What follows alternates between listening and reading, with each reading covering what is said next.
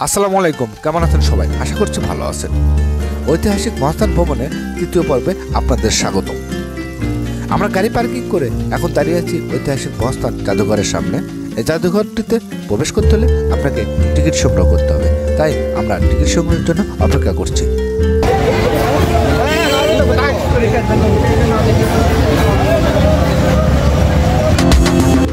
Khorshed sir counter থেকে আমাদের জন্য টিকিট সংগ্রহ করলো। এই যে স্যারের হাতে টিকিট দেখুন। এখানে প্রবেশ ফি 30 টাকা। আমরা গেটে আসতেই দেখি একটা স্কুলের শিক্ষার্থীদের গেটে প্রচণ্ড ভিড়। তাদের সাথে আমরাও জাদুঘরের ভিতরে প্রবেশ করলাম।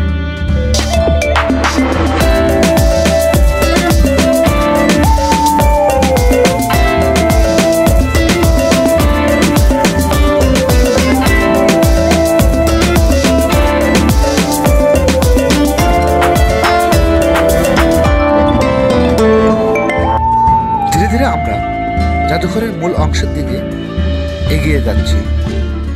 হয়তো কিছুক্ষণ পর আমাদের ভিডিওটা অফ করতে হবে, কারণ জাদুঘরের মূল অংশে ভিডিও করা নিষেধ।